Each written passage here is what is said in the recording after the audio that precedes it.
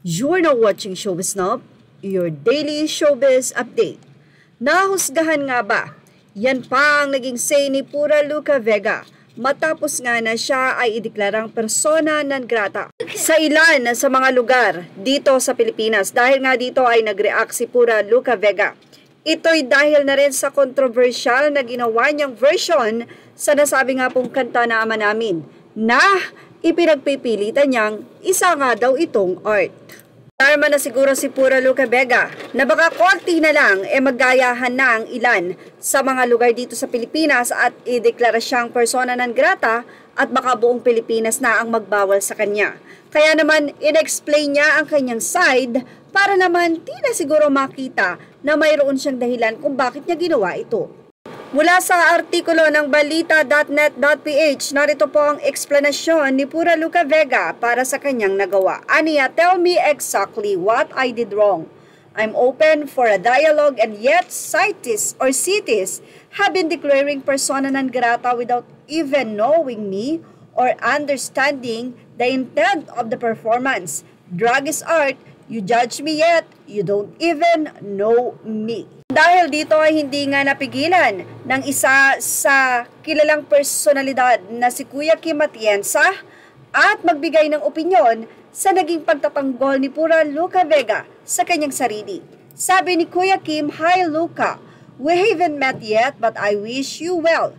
I sincerely hope you develop the empathy to know how deeply offensive your art is to majority of Filipinos. This has nothing to do with drag or gender, but how you disrespected Jesus and His prayer, we so revere." Yes, yun nga ang sinabi ni Kuya Kim, yung respect at yung hindi niya pagbibigay ng galang sa nasabi nga pong prayer na ibinigay ng Panginoon para sa atin. Samantala, narito naman ang naging opinyon ng mga netizen.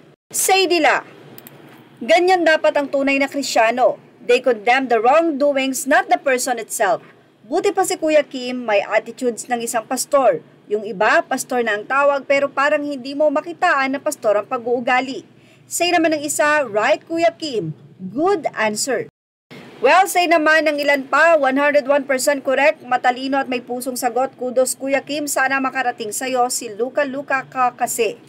Correct, Kuya Kim. Very well said, Kuya Kim. Yan ang kanilang pagpuri kay Kuya Kim. Say naman ni Amizel Gomez, napakagandang eksplanasyon, Kuya Kim. Sana pagkakataong ito or sa pagkakataong ito ay maunawaan na yan ni Pura. Back to you guys. Thank you, Kuya Kim. Yes, Kim is correct. That's the least punishment he received, persona non grata. Mula naman kay Drovas Babes, huwag natin siyang punahin sa mga ginagawa niya. Sapagkat it's only God who can seize his wrongdoings. Hindi siya yan and it's the enemy who taught him how to be like that. What we do as Christian, we must pray for his transformation and may he be enlightened by the spiritual words of Jesus so that he may transform as human, not humane. At para naman dito, ang pagpuna ay hindi naman panghuhusga. Sabi nga sa Bible, open rebuke is better than a secret love. Wala naman kay Dahilia Alas, if you don't have empathy or respect, common sense na lang, unta. Mula naman kay Talindoy o Tadindoy, Dear Luca, ipagdasal ko sanang bigyan ka ng Diyos, Ama ng magandang kinabukasan sa kanyang kaharian. Naway bigyan ka ng lakas ng loob para labanan lahat ng kinakaharap mo ngayon. Bigyan ka ng mataas na pangangatawan, malakas na pangangatawan at maikling buhay. Oh well, ito po ay hindi natin alam kung joke. But anyway, mula naman kay Jamsa Marquez, art kung art nga ba ang tawag mo dyan, pero ang paraan niya ay pangbabastos at hindi pagrespeto. Kaya di kayo inirerespeto at tinatanggap ng iba dahil kayo rin mismo ang gumagawa ng di kayo ikarerespeto.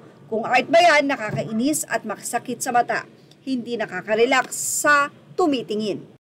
But not the least, say ng ilang netizen pa, well said Kuya Kim, pero yung si Pura Luca Vega, ipadala na yan sa Iraq. Pura's face is so recognizable. Maski pagtakpan ng mask or makeup, he is so undoubtedly sad.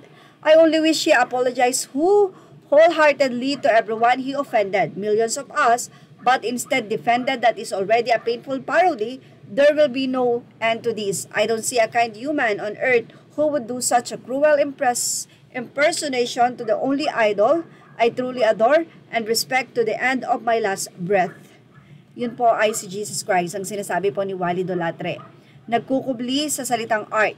Well, tama po ang isang netizen na dapat ay mag-apology na lang at wag nang i-depend pa ang sarili. The more na i-depend niya ang sarili, the more na makikita mo na talagang wala siyang pagsisisi at kanyang ipinagdidiinan na ito ay isang art, which is kung makikita mo ay talagang paglapastangan sa lumikha sa atin. Yan ang ating Showbiz Snap update. Images are all credit to the rightful owners and thank you for watching Showbiz Snap.